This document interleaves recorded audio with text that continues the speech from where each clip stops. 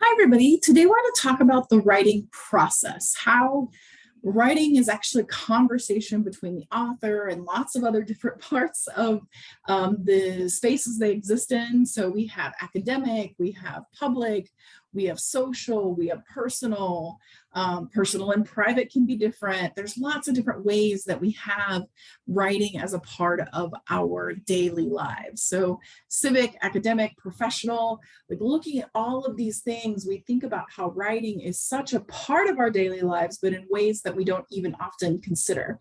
Chatting and texting, using social media, thinking about all of those pieces is really where it's important to understand that writing is a fundamental part of what we do, but we don't often consider the process of it and how it works and how to connect it to other parts of our lives, right? And so we isolate it or maybe only practice a certain type of writing in a certain space. So we think about how often technology is shown or talked about as this amazing force that's going to help everyone write and circulate their writing, have their writing be read, all the voices can be heard, all of the voices, right?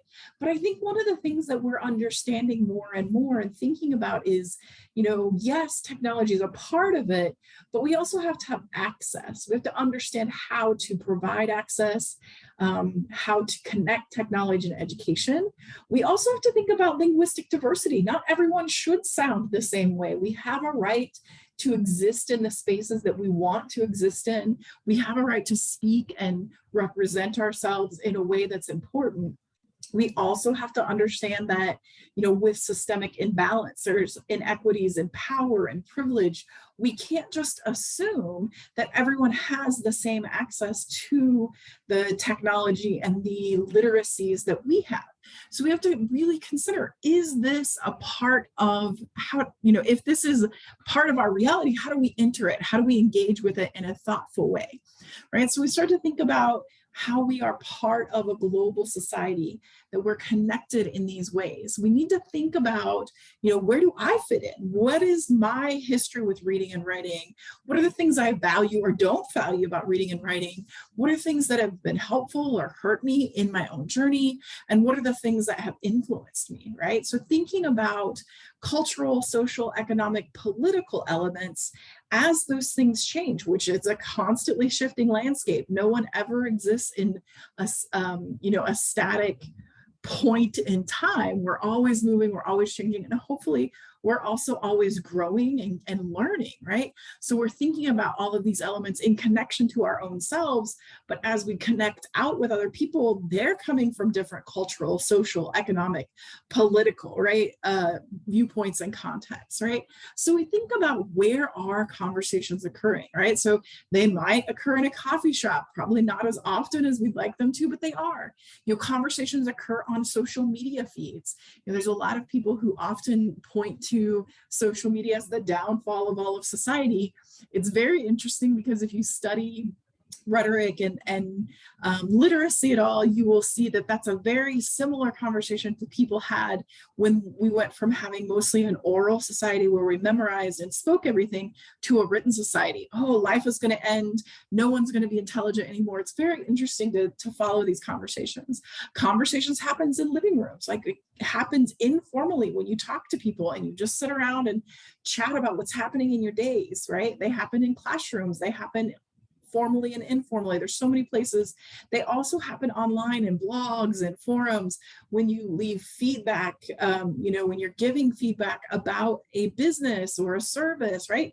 That's a conversation as well. And often, you read about Twitter clapbacks from like Wendy's or Burger King or Twitter wars where they're kind of jiving each other, right? They're not losing any business, but they're using this space to have a conversation and generate feedback and information for them, right? So one of the things that we want to do as we think about writing as a conversation and process is to think about how writing isn't just about argument. And we're not going to write argumentative papers in here. We are going to add to a conversation. We're going to circulate a conversation.